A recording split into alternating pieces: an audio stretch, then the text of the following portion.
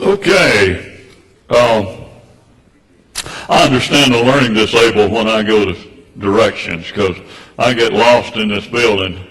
I had to get one of the students to show me the way back when I went on break a while ago. I think I can understand the learning disabled when I do that. I think God gave me that opportunity. I'll stop and ask direct, well, it's so-and-so and so, and you can't miss it. Man, I done missed it 3 times. And then you miss it again and you get frustrated. The other problem I have, of course, is Alzheimer's. Alzheimer's is not that bad. You get to meet new people every day. Get to kiss a new girlfriend every morning. And recently, it was Easter, I got to hide my own eggs. It's not all bad. There was another one I was going to tell you, but I forgot. The thing that I had a lapse of memory there was when I mentioned the child molester writing the literature. And the purpose behind that is this.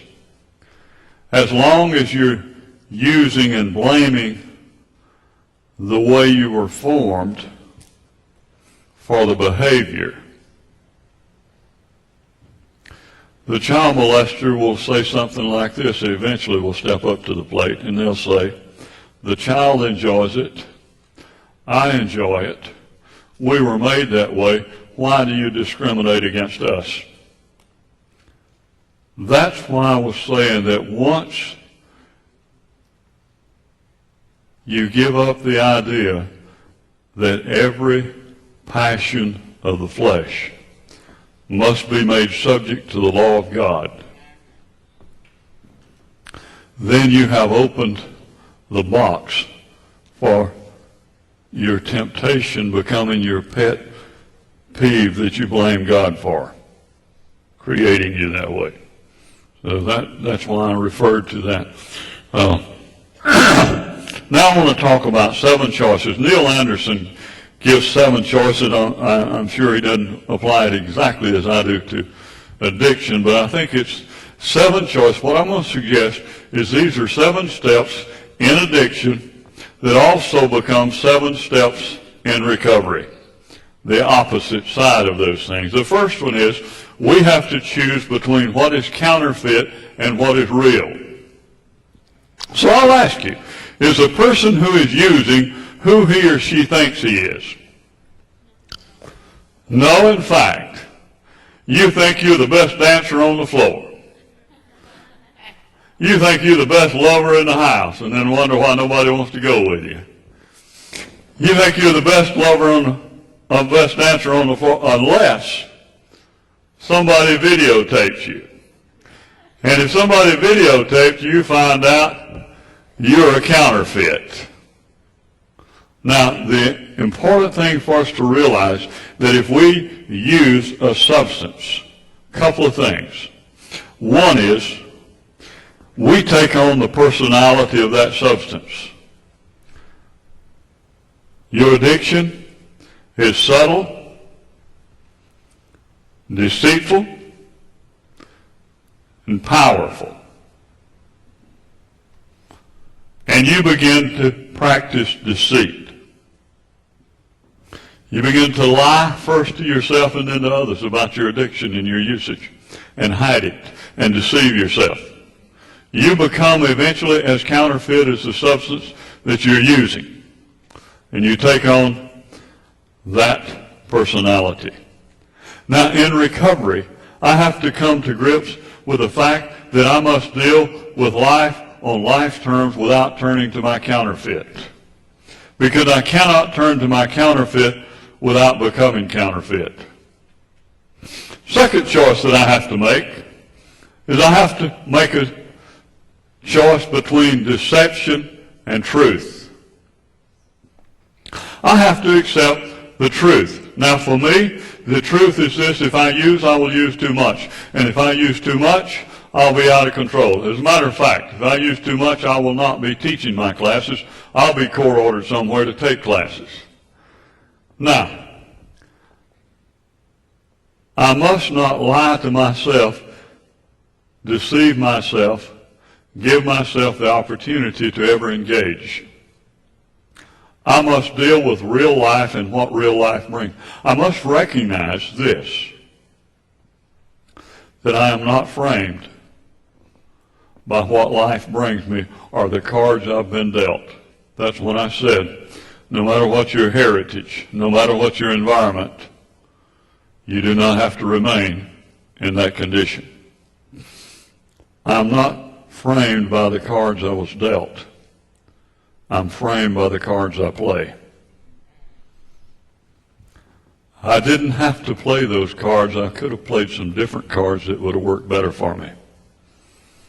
And in recovery, I have to take responsibility and not deceive myself into thinking that I can compromise even once.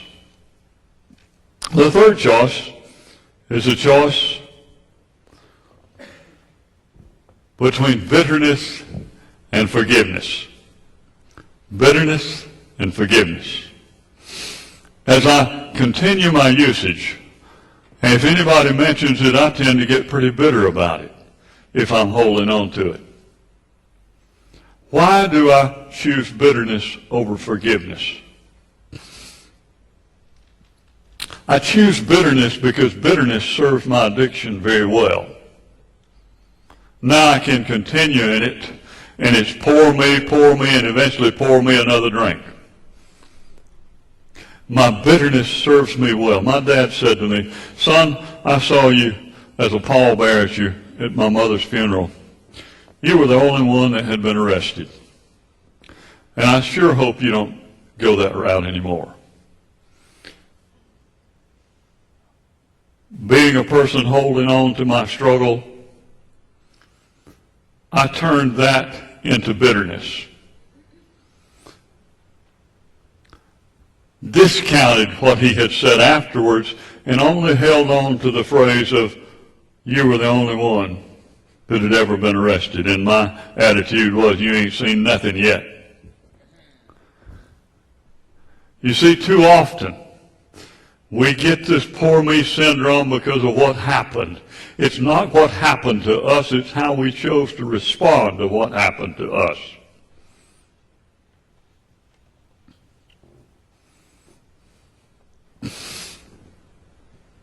It's not the statement that was made about us, it's the power that we gave that statement that got us into serious trouble.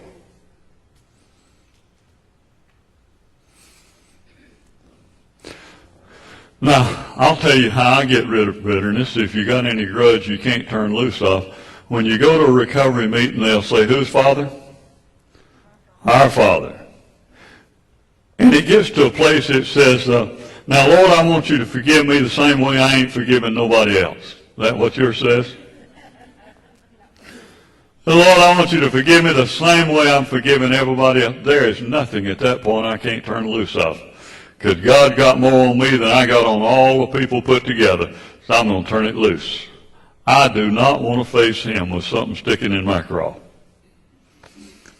So I've got to choose in recovery forgiveness over bitterness.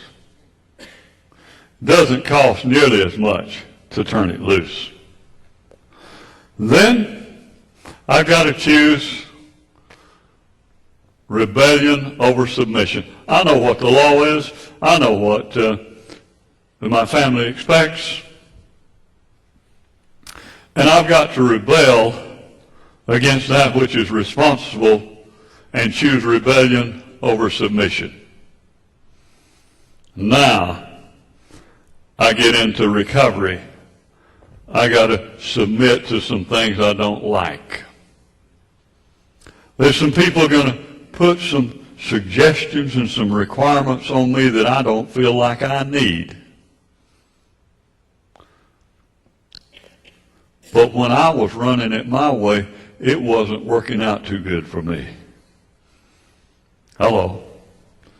So maybe I need to submit to some things I don't even like. I don't have to like it. I just need to submit.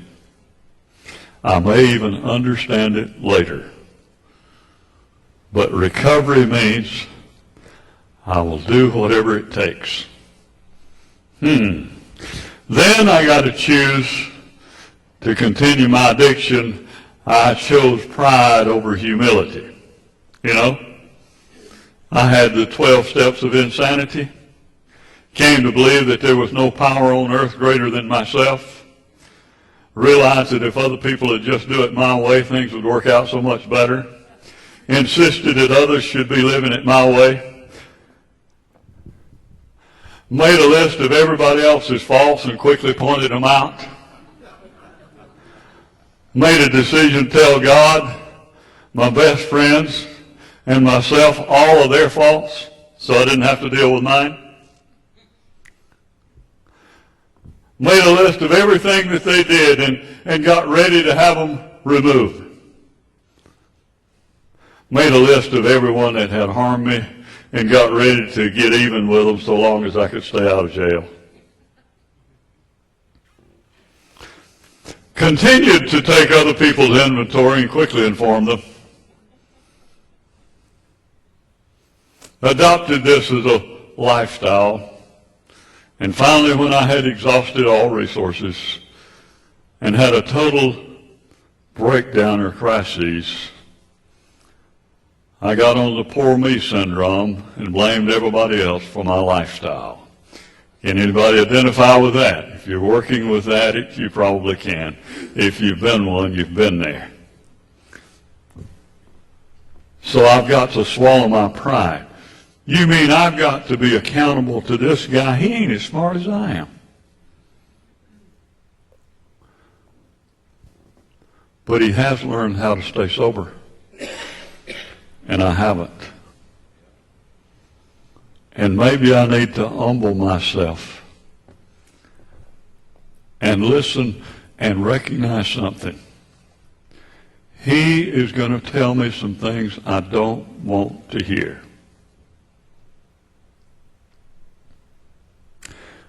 He probably will not tell me anything I don't need to hear. But he's going to tell me a lot of things you don't want to hear. And it's my responsibility to me in recovery to listen. I need to take the cotton out of my ears and put it in my mouth for a minute if I'm going to recover. I've got to swallow that pride and humble myself and recognize there's some things I'm going to have to follow. I'm also going to have to admit and recognize that it may not work for me the same way it worked for somebody else. And here's what I mean. I used to go to church and I'd hear these guys say, "Brother, 20 years ago, I asked the Lord to take away my alcoholism, and I've never wanted another drop since then." And I've checked on their lives, and they were telling the truth.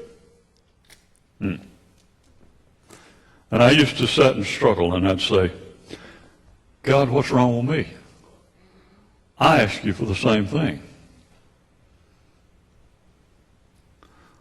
And I really couldn't understand that.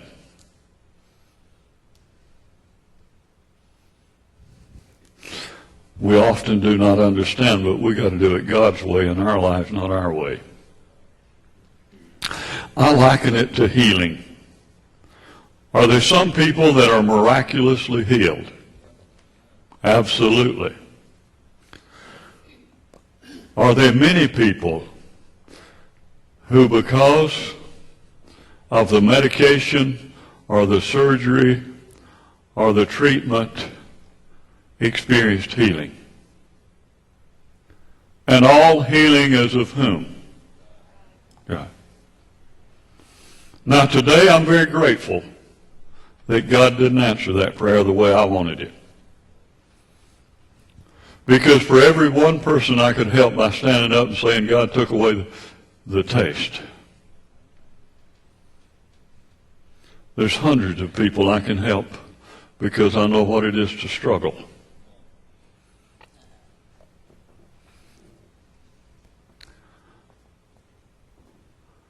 Some people need treatment. Some people need more intense treatment than others. What you have to do is make a commitment to do whatever it takes and whatever is necessary to recover. And you don't demand that God does it miraculously for you. Sometimes it's healing through a process. But remember, pain will either transform you or you will transmit it. I did not give it up because I don't love it. I gave it up because I don't love who I become when I use it. Sometimes you don't leave it because you don't love it, and sometimes you'll still miss it. But you got to remember that you don't like what you become when you use it. So, I've got to swallow my pride and humbly seek it God's way of healing, not my way.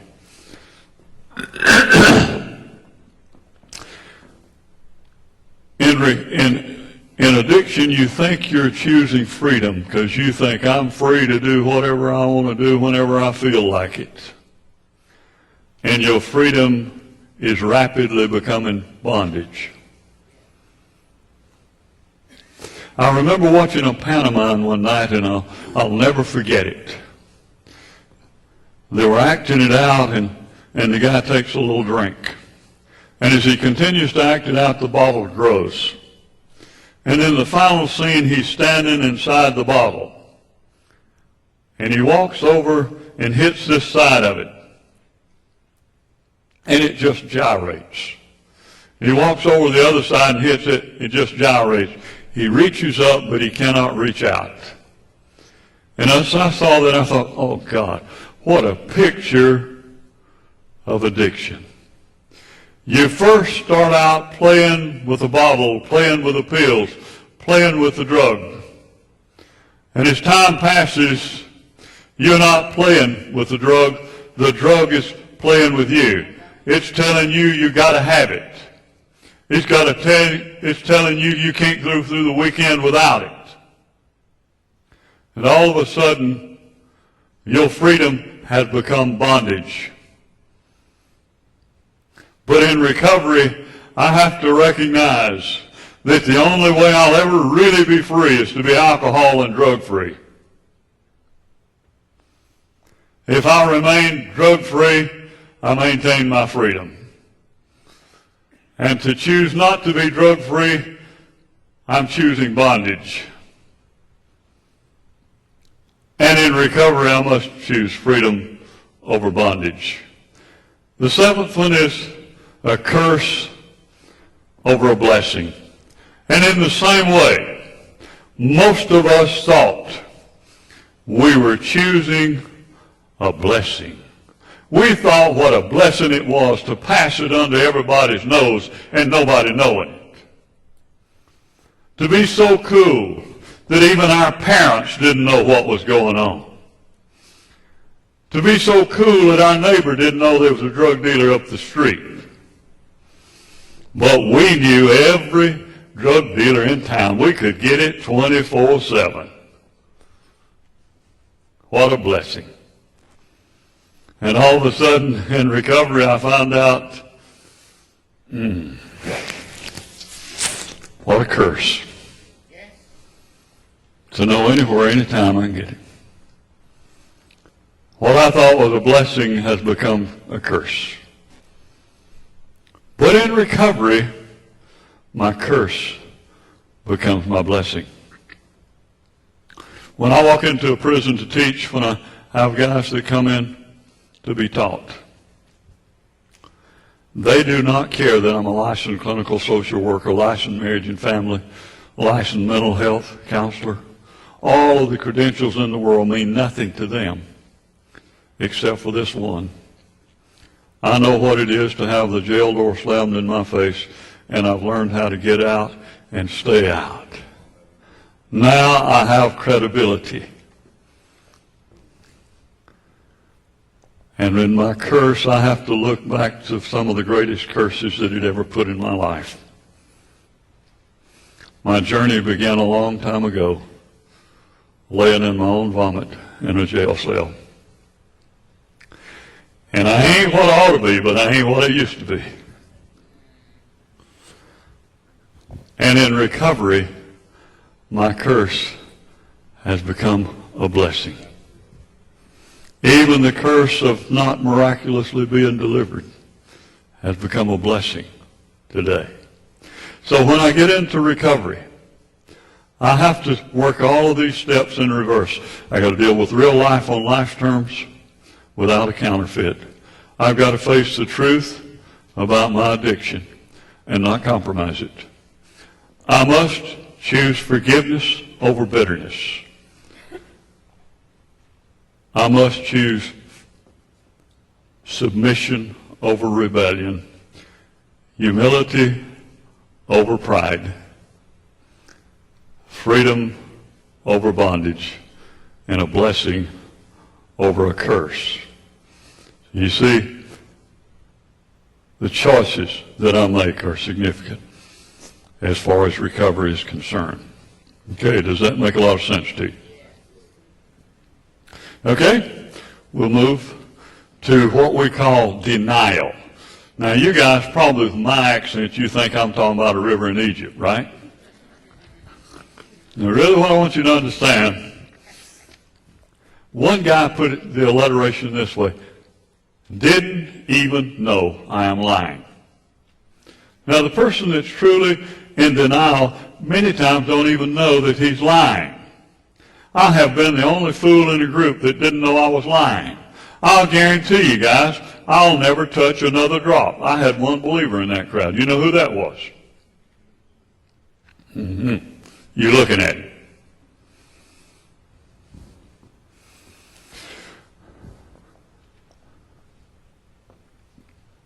Deny the existence of a problem. What do you do to solve a problem you don't have? Do nothing, right? Not that hard a question. So as long as I deny that I've got a problem, I don't have to deal with it. And denial is prevalent. It's that psychological mechanism that kicks in when life seems to be unbearable. When things you have to give up, you don't want to give up, denial kicks in. Let me ask you this. If you got a phone call today and they told you your best friend just got killed in an automobile accident, what might be your response? Would it be something like this? Oh, no, that can't be. I was just talking to him yesterday. Aren't you mistaken?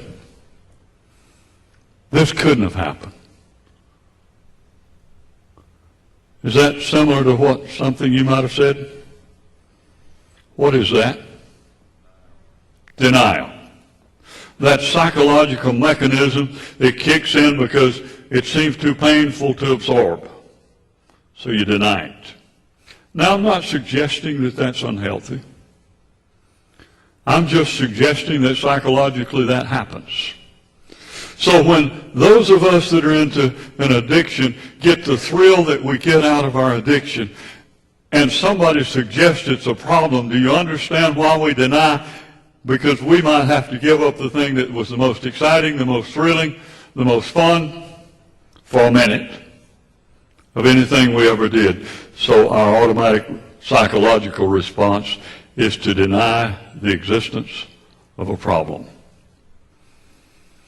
I tell my class, come into the class and you try to ask them, do they think they got a problem? No, I ain't got no problem. I was just at the wrong place at the wrong time. I say, I suppose you were. They don't court order too many people in my class for being at the right place at the right time, doing the right thing. So I suppose you were at the wrong place at the wrong time. Number 3, you were doing the wrong thing. And number 4, it was a lifestyle, not an incident. What do you mean a lifestyle? Well, they could have caught you last night or night before or 2 weeks ago. Oh, no, Doc, you got to understand. I just got a seatbelt violation. That's the only reason I got a problem. I got a seatbelt violation. I said, well, I got a seatbelt violation too, but I didn't get a DWI. Can you explain that to me? Well, let me explain it to you. The seatbelt violation allowed them to smell your lifestyle. When they smelled your lifestyle, they gave you a breathalyzer.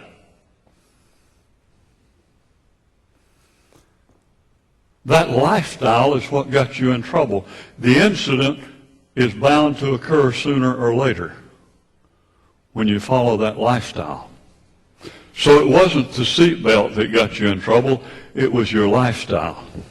Because you see, if they can reduce it to an incident, they don't have to deal with the problem. They don't even have to own the problem. Usually, there comes a crisis that causes a person to suddenly, finally, have to admit that he or she has a problem. But denial is not over at that point. They begin then to deny the extent of the problem. I've asked guys in prison, tell me the first time that you really had to realize and recognize that you had a problem. And I'll have all kind of answers. Well, I realized I had a problem when I did my first bit. But I didn't deal with it, and I'm back, and I got a problem. And one guy told me, he said, when the judge gave me 200 years and I realized I would never see the outside world again, I knew that I had a problem. Now, if you're in denial, don't wait that long. But I'll give him credit. He was in the faith-based dorm then, realizing he could even have a better style of life in there, quality of life, if he made better choices. So I'm not suggesting it was too late, but I am suggesting that you need to listen to the crises. But the danger is, in order to deny the extent, you'll do things like I mentioned a while ago, but I ain't giving up my friends. You're not dealing with the extent of your problem. Well, I just made up my mind to quit. You're not dealing with the extent of the problem. You often use tactics to help you maintain it without looking at the extent of damage. Well, you got to understand, everybody takes a little drink now and then. Well, in the first place, everybody doesn't. But a little drink didn't get him or her in trouble.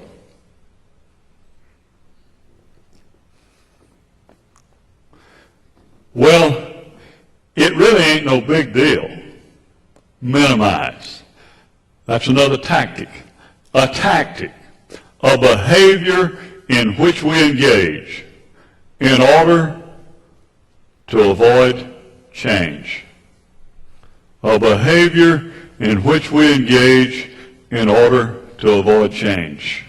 Now, if those first two or three don't work, ain't no big deal. I tell them, if it really ain't a problem, you take this information, shovel it on over your shoulder, and it'll go on downstream. But if it's really a problem and you're in denial, you shovel it on over your shoulder, saying it ain't going to happen to you, and it'll come back and bite you in the butt. And it does.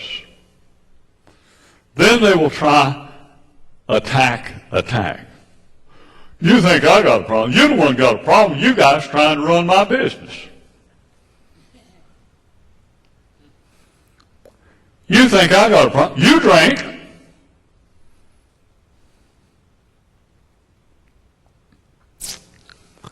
You think I got a problem. See, I'm denying the extent of my problem. And you will hear us get in bed with that and use it in society. Well, it is two kind of people, them that get caught and them that don't. There's a little bit of truth in that, but remember, I said an excuse is a little bit of truth stretched over a big fat lie.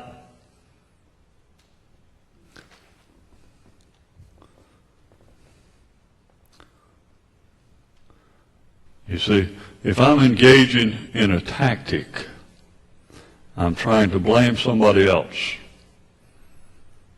for my problem. You will never get better nursing your wounds or laying it off on somebody else.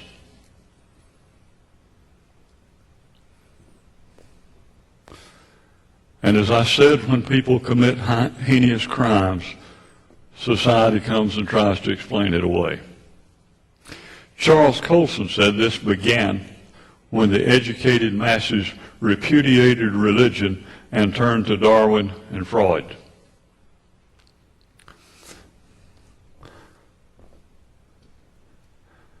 And decided that man was inherently good. And if man is inherently good, every rotten thing he does is based on something outside of himself. Do we do it today?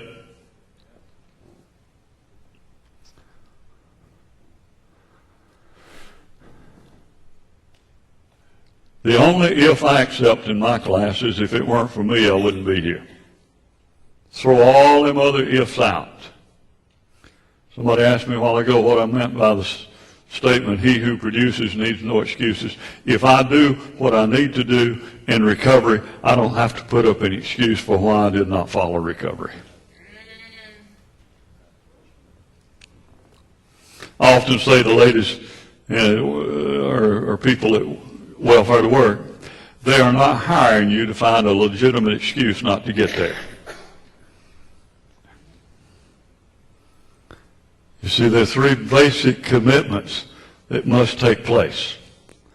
We will try these others as tactics. Well, I'm going to try to quit. What can you do by trying? You can't even pick up a pencil by trying. Try to pick up your pencil.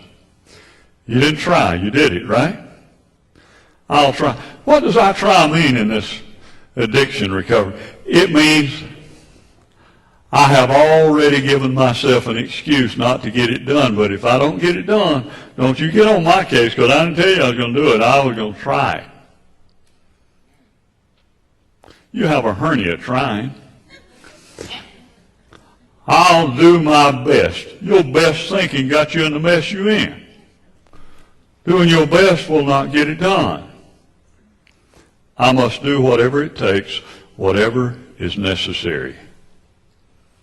That and only that is the level of commitment that will allow me to move through that denial. Have you ever seen anybody, they oversimplify it when they get to that stage? Man, I'm so glad I quit smoking. I feel so much better. I didn't realize I was coughing. I didn't realize. Listen, is it over? No, they're oversimplifying it now. And the next day you ask them a question and they about bite your head off. And you think, man, I wish you'd go ahead and smoke instead of blow up all the time. And then after a while they tap somebody on the shoulder and say, can I borrow one? I'm trying to quit. You think, that sucker ain't quit, he just quit buying.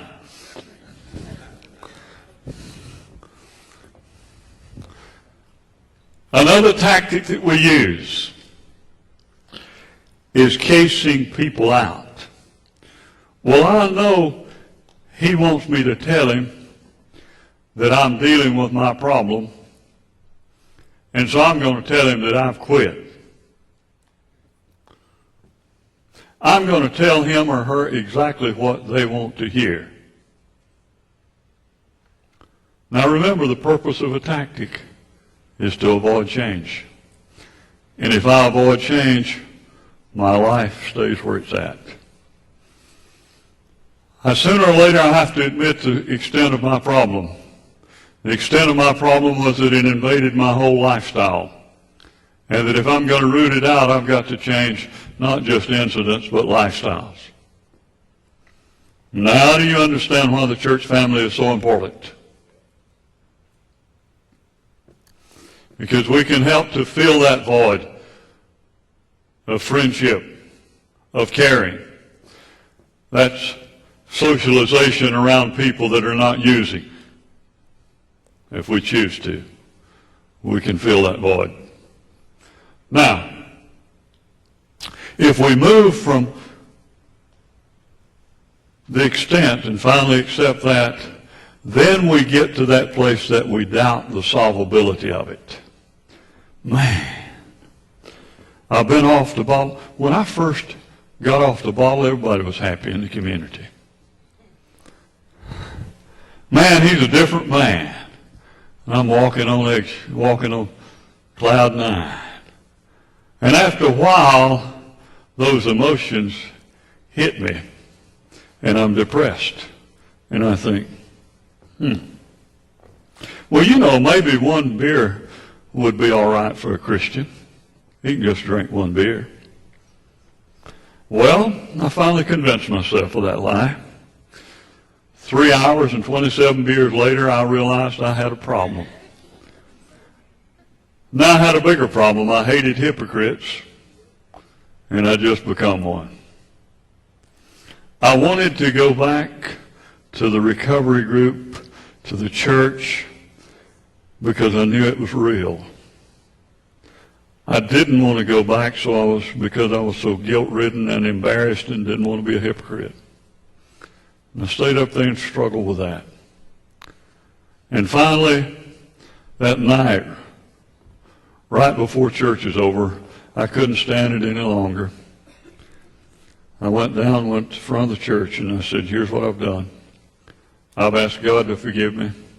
I'm asking you to forgive me. And I started all over. I had to go through that experience more than one time.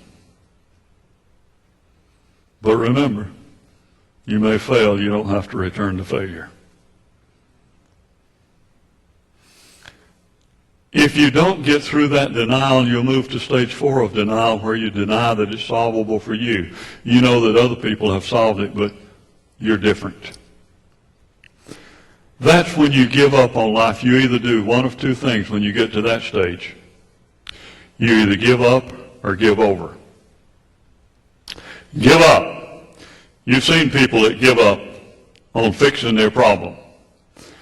We used to call them snowbirds in treatment. Every time there was a snowstorm, the snowbirds would be back for treatment. This time they were more sincere than ever. That is, they were sincere until they got to that third stage of denial, and frustration hit them in the face. I got to get out of here. This is just a bunch of hypocrites. I thought this program was real. So they pick apart the program in order not to deal with their own problem. I'm going, but I just ain't going back to using. I do some training at Wheeler Mission at the Hebron Center, where they have guys in treatment that stay 6 months in the program. And the director made this statement last time I was there when he was talking to the families. He said, I cannot think in all of our existence of operation where a man walked out of here because the program got tough and was going to stay sober and did. You see them back on the street in a little bit. Now, some people do the same thing with prison. Mama prison will see I got 3 hots in a cot. Get out of prison, responsibility hits them in the face. They're back at mama prisons. They begin to develop the same relationship with prison or with treatment they had with their mama. Mama put her foot down, made them follow the rules. They're out on their own. Responsibility hit them in the face. They're back at mama's. Sometimes in addiction, they even do that with their marriages.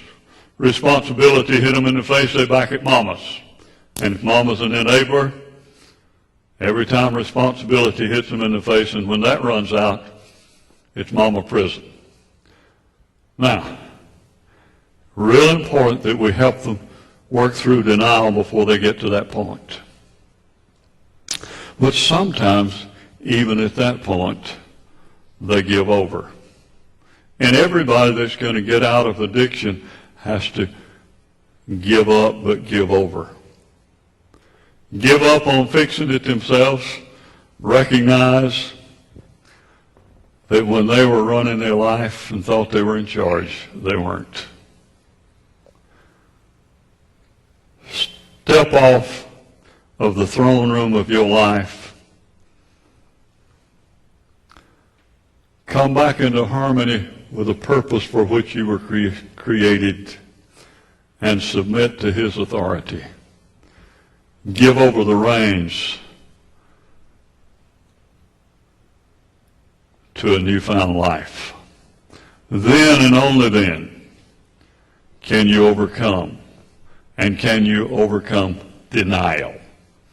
So those are kind of some of the steps that you've got to work through in going through denial. And I referred to that emotional high that you often go through.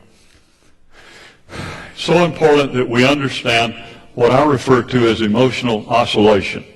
Usually when we first get off the drug of choice, we feel pretty good about it. We've been knowing for a long time that we needed to get off of this. And we feel great. And other people around us congratulate us and are glad to see it.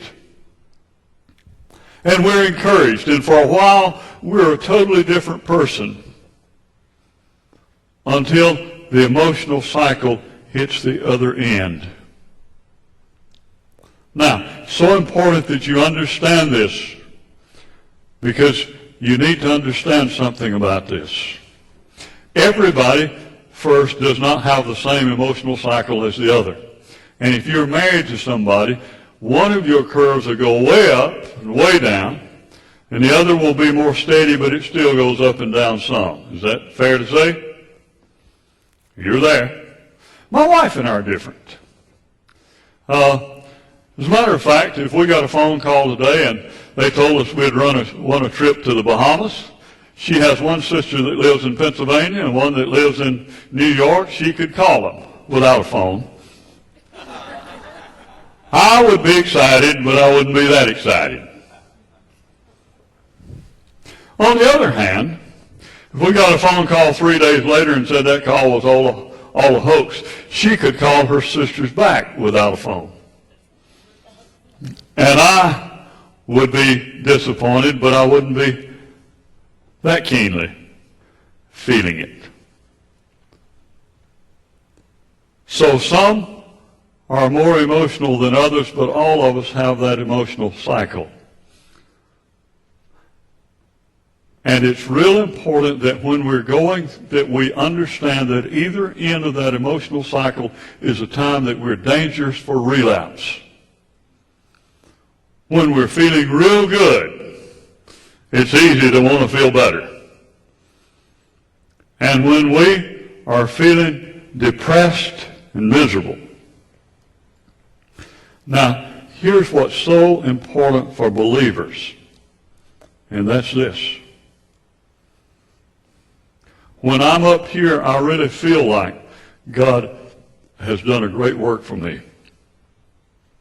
And I really believe that I'm going to be different. Am I right? When I hit the other end, I begin to question, was it real? Am I going to be this miserable again? And the temptation flourishes. Now let me ask you this. What has changed? Is God's love any less for you when you're in the valley than on the mountaintop? What has changed? Your feelings. How long will your feelings change? As long as you live. So important for us to distinguish. Otherwise, we can throw out the baby with the bathwater. We think because we feel miserable, nothing has happened.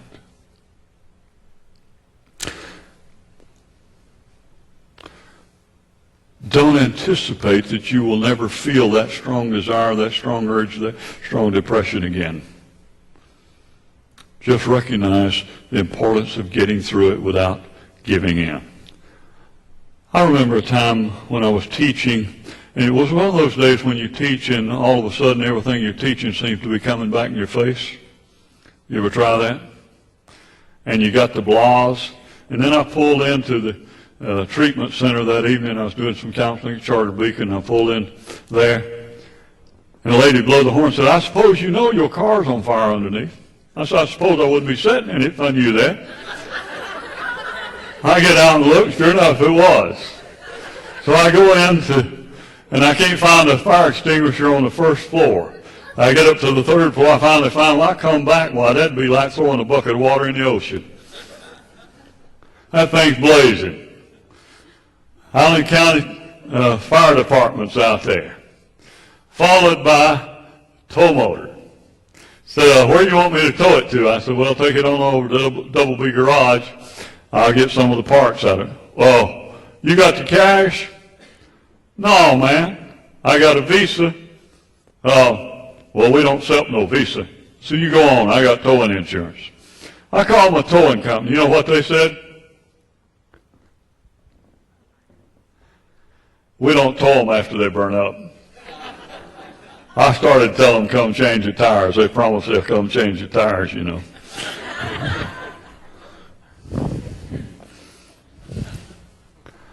I called my wife.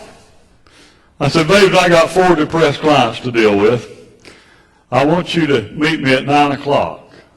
Now, if the Lord tarries and we make it, we will have been married 40 years into this month. Now, we had been married over 30 then, and 9 o'clock on my watch has never been 9 o'clock on her watch. You married anybody? Married people understand that, right? So I got out at what I thought was 9 o'clock, and I start home. And by the way, she's here today, so she'll tell you in a heartbeat, her watch was right. Typically it is. And that's accurate in my case.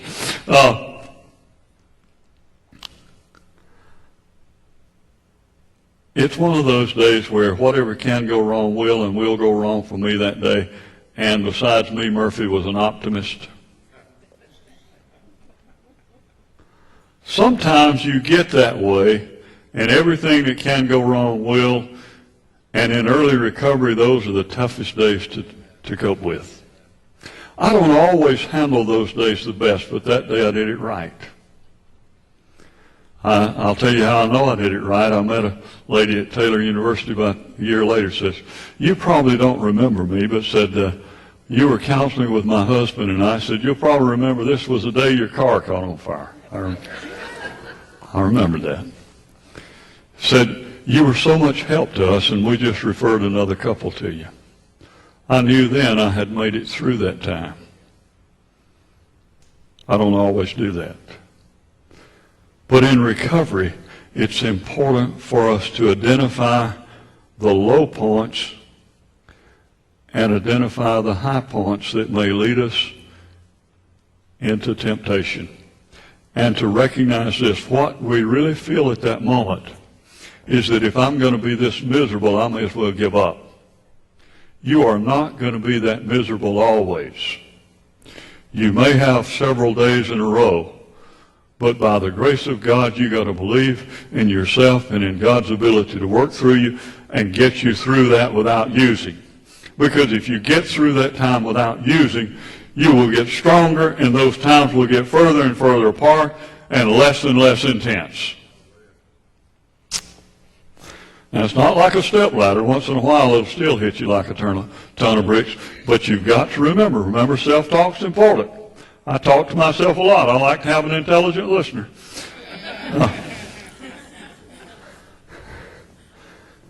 And you've got to tell yourself, if I get through this without using, I'll get healthier again. But it's in those moments that you have a tendency to throw in the towel and say, if I'm going to be this miserable, I may as well use. You got to get through those times. And sometimes you got to get through those times and you got to use another technique. I call it changing channels. I believe it was Martin Luther that said you can't keep a bird from flying over your hair. You can keep him from building from over your head. You can keep him from building a nest in your hair. Those thoughts come to you in those moments. And you better learn to change channels. because thoughts will become feelings, feelings will lead to habits, and habits will begin to determine your destiny. And so you got to work through this denial. You got to understand this emotion.